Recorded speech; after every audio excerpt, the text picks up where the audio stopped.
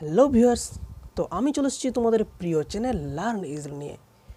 তো আজকে আমাদের টপিক হচ্ছে, আর টপিক বাদ দাও, আজকে আমরা ম্যাথ করব। ক্লাস 10-এর একটা ইন্টারেস্টিং চ্যাপ্টার, যেটা হচ্ছে সরল সুদকষা বা সিম্পল ইন্টারেস্ট। তো সিম্পল ইন্টারেস্ট নিয়ে আমি এর আগে একটা ক্লাস নিয়েছি, সেখানে আমরা দেখেছি যে সিম্পল ইন্টারেস্ট কীভাবে ক্যালকুলেট করতে হয়। তো আমরা সেখানে দেখেছি যে আসল বা মূলধন, অর্থাৎ যে টাকাটা আমরা ধার নিই বা কোনো ব্যাংকে জমা রাখি, সেটা যদি পি হয় এবং সুদের হার যদি R% হয়, তাহলে কি হবে না, টি সময়ে জাস্ট বছর, টির হচ্ছে বছর, তো টি বছরের সুদ হবে এই পি টাকার R% সুদের হারে just P into T into R/100। তো জাস্ট তোমরা এই সূত্রটা একটু মনে রেখে দাও। জাস্ট শুধু যদি এই সূত্রটা মনে রাখো, তাহলে আমি শিওর যে তোমরা এই সরল সুদকষ থেকে অলমোস্ট সব অঙ্ক তোমরা পারবে। তো চলো, এই যে সূত্র, এই যে ফর্মুলা, সেই সূত্রের অ্যাপ্লিকেশন করে আমরা, বা সেই সূত্র অ্যাপ্লাই করে আমরা কতকগুলো ইম্পর্ট্যান্ট এবং বেসিক প্রশ্নের সলিউশন করি। তো এবার আমরা যদি সুদের মানটা পেয়ে যাই, সুদের পরিমাণ যদি আমরা এখান থেকে ক্যালকুলেট করতে পারি, তো সেখান থেকে আমরা বলতে পারবো যে সমৃদ্ধিমূল, অর্থাৎ আসল প্লাস সুদ, সেটাকে আমরা সমৃদ্ধিমূল বলি এবং সেটা আমরা ক্যালকুলেট করতে পারবো। তো ঠিক আছে, এটা হচ্ছে আমাদের একটা ইম্পর্ট্যান্ট ফর্মুলা, I = PTR/100। তো এবার এই যে IPTR, এই চারটা কোয়ান্টিটির মধ্যে যে কোনো তিনটে যদি দেওয়া থাকে, তো আমরা অনায়াসে কিন্তু ওই চতুর্থ নাম্বারটা ক্যালকুলেট করতে পারবো। যদি PTR দেওয়া থাকে, সেখান থেকে আমরা I ক্যালকুলেট করতে পারবো। যদি IPT দেওয়া থাকে, সেখান থেকে আমরা R ক্যালকুলেট করতে পারবো। যদি ITR দেওয়া থাকে, সেখান থেকে P ক্যালকুলেট করতে পারবো। সিমিলারলি জাস্ট যে কোনো তিনটে যদি দেওয়া থাকে, সেখান থেকে আমরা চতুর্থটা খুবই সহজভাবেই ক্যালকুলেট করতে পারবো। তো জাস্ট আমরা আজকে কতগুলো বেসিক এবং ইম্পর্ট্যান্ট প্রশ্নের সলভ করার চেষ্টা করব। তো চলো, প্রথমে আমরা একটা ইজি কোশ্চেন দিয়ে শুরু করি। এর আগে যে আমি ভিডিওটা করেছি সরল সুদ কোশ্চেন নিয়ে, সেই ভিডিওটার লিঙ্কটা কিন্তু তোমরা ডেসক্রিপশন বক্সে পেয়ে যাবে। তো আমার রিকোয়েস্ট যে তোমরা আজকের ক্লাসটা করার আগে আগের ক্লাসটা একটু দেখে নিও, সরল সুদ কোশ্চেন নিয়ে যে আমি ক্লাসটা করেছি সেখানে। তো এটা খুবই একটা ইম্পর্ট্যান্ট এবং ইন্টারেস্টিং চ্যাপ্টার, খুবই সিম্পল, সহজ। তো চলো আমরা কিছু সলভ করি, কিছু প্রবলেমের সলভ করার চেষ্টা করি। তো শুধুমাত্র মাধ্যমিক পরীক্ষায় নয়, এরপর যারা বিভিন্ন কম্পিটিটিভ এক্সাম, চাকরির জন্য যারা প্রিপারেশন করবে, তাদের জন্য কিন্তু এই সরল সুদকষ চ্যাপ্টারটা খুবই ইম্পর্ট্যান্ট। কেননা এমন কোনো চাকরির পরীক্ষা নেই যেখানে সরল সুদকষ থেকে প্রশ্ন আসে না। তাই যারা শুধু এই মাধ্যমিক পরীক্ষার জন্য প্রিপারেশন করছো, তারা তো প্রিপারেশন করবেই, বা তারা তো এই ভিডিওটা দেখবেই। তার সঙ্গে সঙ্গে যারা চাকরির জন্য প্রিপারেশন করছো, তাদেরকেও আমি রিকোয়েস্ট করছি যেন তোমরা ভিডিওটা একটু দেখো। তো চলো, আজকে আমরা ফার্স্ট আমাদের যে প্রশ্ন, সেটাতে আমরা ঢুকে যাই। তো ফার্স্ট কোশ্চেন আমাদের কী বলছে, যে 4% হারে কোনো নির্দিষ্ট সময়ের জন্য মূলধন ও সুদের অনুপাত 5:2 হলে কত বছরে মূলধন জমা ছিল, কত বছর মূলধন জমা ছিল। তো জাস্ট কোশ্চেনটা পড়ে তোমরা একটু বোঝার চেষ্টা করো, যে জাস্ট এই সূত্রের সঙ্গে একটু কম্পেয়ার করো, এখানে কি কি দেওয়া আছে। তো দেওয়া আছে 4% হারে, অর্থাৎ 8টা আমাদের দেওয়া আছে ক্ষেত্রে, ঠিক আছে। এবং বলে দিচ্ছে যে মূলধন এবং সুদের অনুপাত, এই মূলধন এবং সুদের অনুপাত অর্থাৎ I, তাহলে P/R সমান হচ্ছে 5:2 অনুপাতটা। তাহলে টি কত, সিম্পলি তাহলে কী কী গিভেন বা কী কী দেওয়া আছে, সেটা হচ্ছে আর হচ্ছে 4%। এবার আমি ধরে নিচ্ছি যে এই যে মূলধন এবং সুদের অনুপাত, সেটা যদি 5:2 হয়, তাহলে আমি ধরে নিতেই পারি যে এক্ষেত্রে মূলধন হবে 5 ইন্টু একটা কনস্ট্যান্ট, না জাস্ট আমরা এক্স ধরে নিচ্ছি, তাহলে মূলধন হবে, ধরি অ্যাজিউম বা মনে করি যে মূলধন হচ্ছে 5x টাকা এবং সুদ হচ্ছে 2x। তো এই মূলধন মানে হচ্ছে পি, যেটা আমাদের প্রিন্সিপাল, এবং সুদ হচ্ছে ইন্টারেস্ট, সিম্পল ইন্টারেস্ট আই। তাহলে দেখো এক্ষেত্রে আমরা এই সূত্র থেকে দেখতে পাচ্ছি যে পি, আর এবং আই দেওয়া আছে, তাহলে আমরা টিটা ক্যালকুলেট করব। তো T simply I into 100 by P into R. Just আমরা ফর্মুলা লিখি।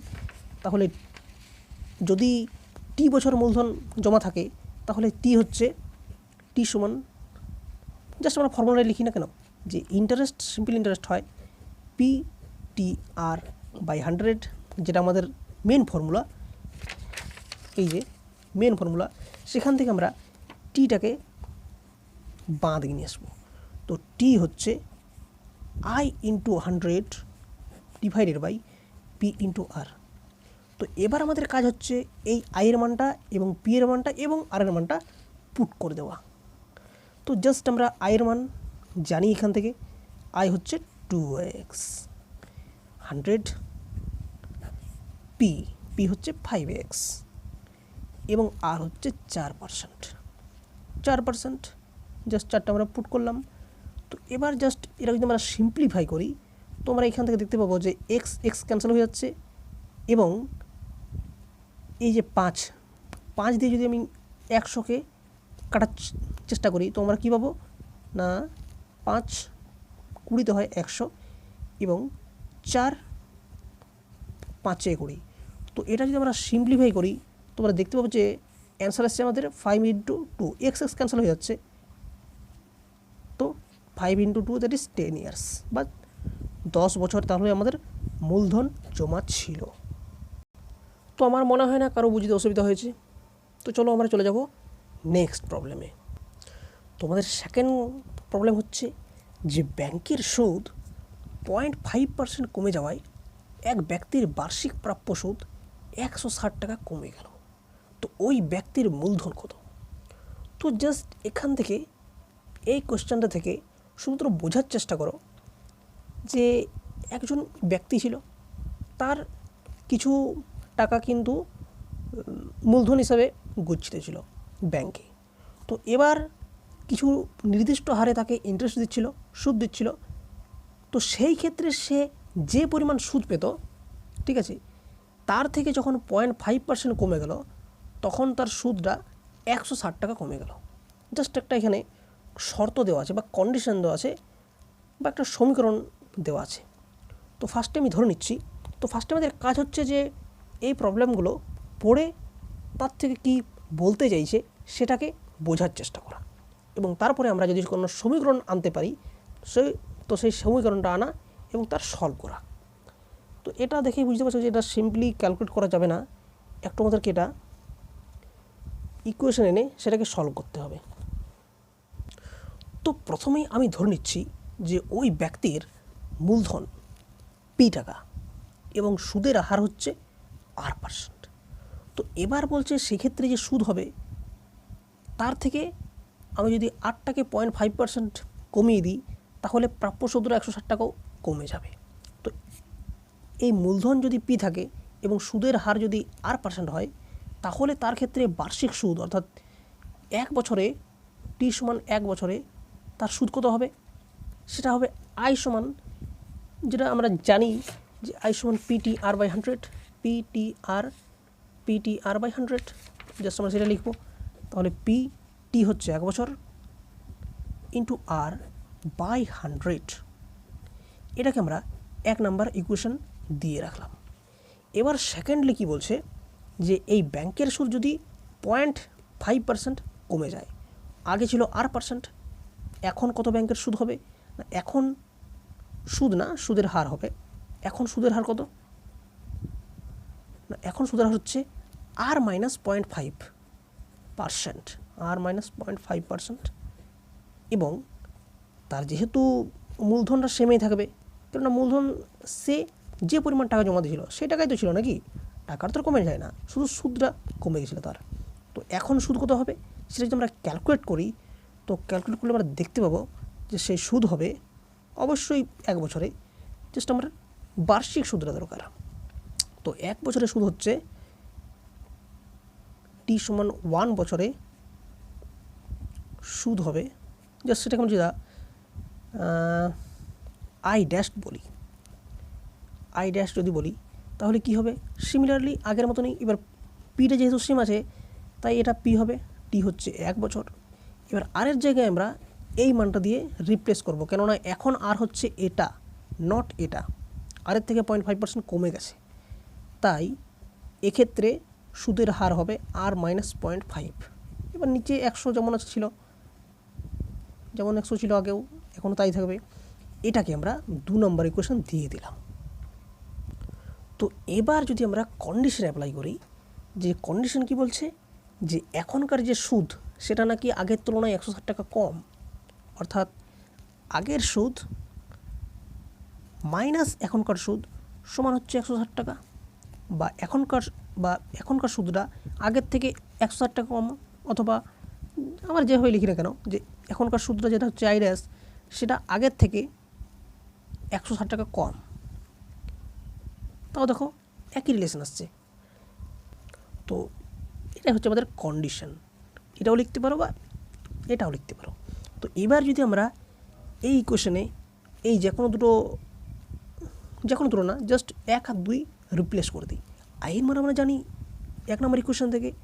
তো আই হচ্ছে আমাদের পি ইন্টু আর বাই 100, একটা আমরা লিখছি না আর, মাইনাস আই ড্যাশ হচ্ছে P into R minus 0.5 by 100, this much. এবার সেটাই হচ্ছে 160, ঠিক আছে। তো এবার আমরা কি করব, এই 100 যে আছে সেটাকে লসাগু করব, 100 লসাগু 100ই হবে, এবং 100টাকে ওই দিকে গুণ করে দেবো। তাহলে 160 ডান দিকে থাকবে, গুণিত 100 হবে, ইন্টু 100, জাস্ট 100টাকে আমরা কমন নিয়ে বা লসাগু করে ওই দিকে ডান দিকে নিয়ে চলে গেলাম। তো পি আর এখানে পড়ে থাকলো মাইনাস পি আর, এবার মাইনাস মাইনাসে plus, into P into 0.5, P into 0.5। তাহলে দেখতে পাচ্ছ যে ক্ষেত্রে পি আর আমরা ক্যান্সেল করে দিচ্ছি। তাহলে আমাদের পড়ে থাকছে কি না, পি ইন্টু 0.5 সমান 160 ইন্টু 100। তো জাস্ট এখান থেকে আমরা পি এর যে মান সেটা কিন্তু ক্যালকুলেট করতে পারবো। খুবই সহজ একটা ক্যালকুলেশন। তো পি হচ্ছে এখান থেকে জাস্ট 160 ইন্টু 100 বাই 0.5। তো এরা যদি তোমরা ক্যালকুলেশন করো দেখতে পাবে এর মানটা 32,000 টাকা। তাহলে আমাদের প্রবলেমের সলভ হয়ে গেল, সলিউশন আমরা পেয়ে গেলাম।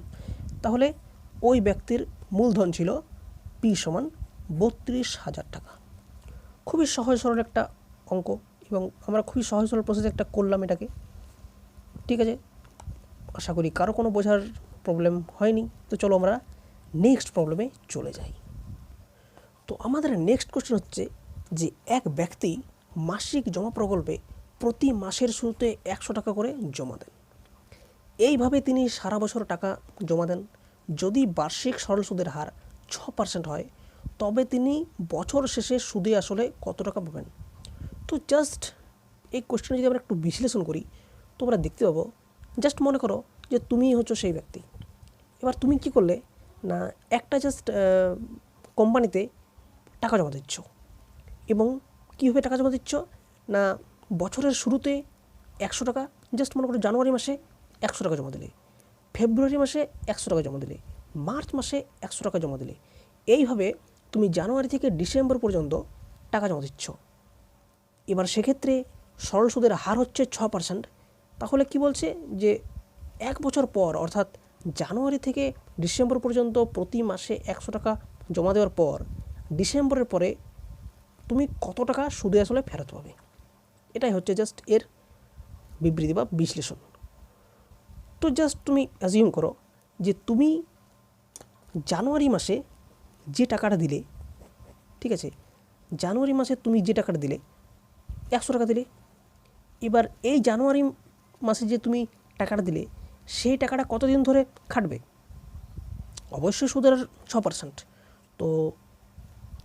তো জাস্ট মনে করো January, February, March, April, May, June, July, August, September, October, November, December, এগুলো হচ্ছে আমাদের মাসটা, 12টা মাস। তো এবার তুমি জানুয়ারি মাসে 100 টাকা জমা দিলে, এবার জানুয়ারি মাসে তুমি যে টাকাটা জমা দিলে সেই টাকাটা কত সময় ধরে খাটবে? 1 মাস, 2 মাস, 3 মাস, 4 মাস, 5 মাস, 6 মাস, 7 মাস, 8 মাস, 9 মাস, 10 মাস, 11 মাস। অ্যান্ড জানুয়ারির শুরুতে অর্থাৎ 1 তারিখে দিলে তাহলে কী হবে না, সে জানুয়ারি মাসটাও খাটবে, অর্থাৎ টোটাল 12 মাস ধরে এই টাকাটা ব্যাংক সঞ্চিত রাখবে। ঠিক আছে, তো জানুয়ারিতে যে টাকাটা দিলে সেটার ভ্যালিডিটি হচ্ছে 12 মাস, এবং তুমি এই ডিসেম্বরের পর টাকাটা ফেরত পাবে। এবার তুমি ফেব্রুয়ারি মাসে তুমি যে টাকা দিচ্ছ ফেব্রুয়ারি মাসের 1 তারিখে, সেই টাকাটা কমাস ধরে খাটবে? ফেব্রুয়ারি মাসের শুরু অর্থাৎ 1 তারিখ থেকে, তাহলে গোটা ফেব্রুয়ারি মাসে লাগবে, এবং ফেব্রুয়ারি 1, 2, 3, 4, 5, 6, 7, 8, 9, 10, 11। তো ফেব্রুয়ারি মাসের 100 টাকাটা টোটাল 11 মাস ধরে খাটবে বা 11 মাস ধরে ব্যাংকে থাকবে। তো ব্যাংক অবশ্যই 11 মাসের সুদ দেবে, এই ক্ষেত্রে 12 মাসের সুদ দেবে। তো সিম্পলি আমরা যদি মার্চেরটা ধরি, অর্থাৎ এই মার্চ মাসের যে 100 টাকা আমরা দিলাম বা তুমি দিলে, সেই টাকাটা 1টা, 2টা, 3টা, 4টা, 5টা, 6টা, 7টা, 8টা, 9টা, 10টা মাস ধরে খাটলো। তো এইভাবে আমরা দেখব যে সমস্ত মাসের ক্ষেত্রে কী হবে না, একটা একটা করে মাস কমে যাবে।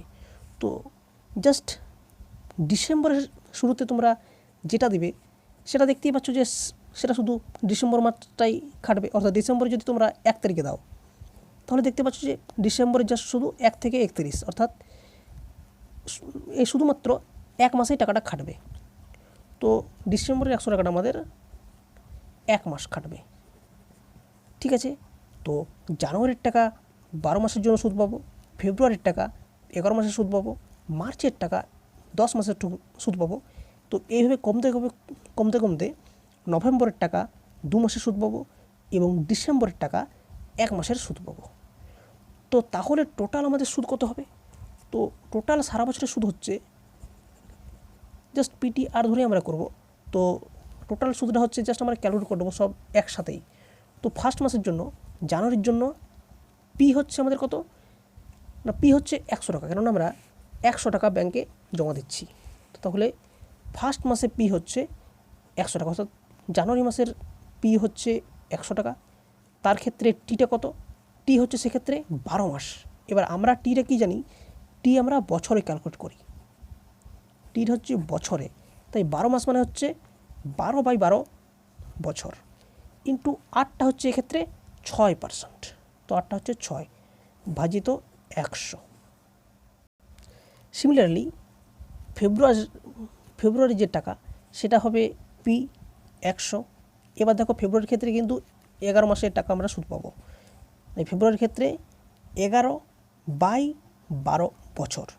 যদি আমরা 11 মাসটাকে 11 মাসটা যদি আমরা বছরে কনভার্ট করি তো সেটা হবে 11/12। এবার 8টা সেম আছে /100, এটা হচ্ছে ফেব্রুয়ারির জন্য। এবার মার্চের জন্য কত হবে? মার্চের জন্য টাকা অবশ্যই 100 টাকায় থাকবে, তো 100 ইন্টু সেক্ষেত্রে কত হবে? 10 হবে, 10/12 বছর। টি হচ্ছে ক্ষেত্রে 10/12। এবার 6ই থাকবে যেহেতু সুদের হারটা একই আছে, /100। তো এবার এইভাবে কমতে কমতে যেটা আমরা দেখব নভেম্বরটা হবে 100 ইন্টু 2/12 ইন্টু 6/100, এবং ডিসেম্বরটা হবে 100 গুণিত সেক্ষেত্রে কত হবে? 1 মাস। এবার 1 মাস মানে হচ্ছে 1/12 বছর ইন্টু 6 ভাজিত 100। তো এটা হচ্ছে আমার টোটাল 12 মাসে সুদের পরিমাণ। তো এবার আমি কি করব, যে সেটাকে একটু সিম্পলিফাই করে ক্যালকুলেশন করব। তো সিম্পলিফাই করতে গিয়ে ফার্স্টে আমাদের কাজ হচ্ছে, দেখো 100/100 ইন্টু 6, এটা কিন্তু কমন, সব ক্ষেত্রেই কমন, এবং তার সাথে সাথে এই যে ভাজিত 12 সেটাও কিন্তু কমন, অর্থাৎ আমরা 100 টাকার উপরে কমন নিচ্ছি, এই 100 টাকা কমন নিচ্ছি, ইন্টু 6/12 সেটাও কিন্তু কমন আছে। তো 6 এই ডিভাইডেড বাই 12টা আমরা নিচে লিখছি, এবং নিচের 100 সেটাও কিন্তু সব ক্ষেত্রে একই আছে, তাই সেগুলোকে আমরা কমন নিয়ে বাইরে বের করে দিলাম। এবং আমাদের ভিতরে কী পড়ে থাকলো না, ভিতরে থাকছে এক্ষেত্রে 12 যুক্ত 11 যুক্ত 10 যুক্ত 9 যুক্ত 10 যুক্ত 8 যুক্ত 7 এইভাবে যুক্ত 2 যুক্ত 1। তোমরা দেখতে পাচ্ছি যে এটা হচ্ছে 12 যুক্ত 11 যুক্ত 10 ... 2 প্লাস 1। ঠিক আছে, তো এই সবগুলো যদি আমরা যোগ করি তো এটা আসবে 78। তাহলে আমাদের কী পড়ে থাকছে, 100 আমরা ক্যান্সেল করে দিচ্ছি, তাহলে আমাদের পড়ে কী থাকছে 6/12 গুণিত 78। তো এটা হচ্ছে আমাদের 6কে যদি 12 দিয়ে ক্যান্সেল করি তাহলে 12কে যদি 6 দিয়ে ক্যান্সেল করি তাহলে 2 পড়ে থাকছে। এবার 2 ইন্টু 78/2 দ্যাট ইজ 39। তো অ্যাকচুয়ালি 39 টাকা আমার 1 বছরের সুদ হবে। ঠিক আছে, তো এবার আমাদের প্রশ্ন কী ছিল না, প্রশ্ন বলতে যে বছর শেষে সুদে আসলে অর্থাৎ সবৃদ্ধি মূল্যটা কত হবে। তো জাস্ট আমরা সারা বছরের সুদ পেয়ে গেলাম 39 টাকা। তো সারা বছরে সে কত টাকা জমা দিয়েছিল টোটাল, প্রতি মাসে 100 করে এবং 12 মাসে হচ্ছে 1200 টাকা, এবং সুদে আসলে হচ্ছে মেন যে আসল তার সঙ্গে 39 অর্থাৎ 1239 টাকা সে সারা বছর শেষে ফেরত পাবে। তো এটাই হচ্ছে আমাদের উত্তর। তো আমরা 3টা খুবই ইন্টারেস্টিং এবং ইম্পর্ট্যান্ট প্রশ্নের সলিউশন করলাম। তো এরপর আমি নেক্সট ক্লাসে আরও কিছু সরল সূত্র থেকে ইন্টারেস্টিং কিছু এবং ইম্পর্ট্যান্ট আরও কিছু প্রশ্নের সলিউশন করব। তো আজকের মতো এখানেই বিদায়। যদি ভালো লাগে তো অবশ্যই ভিডিওগুলো তোমরা শেয়ার করো তোমাদের বন্ধুদের কাছে।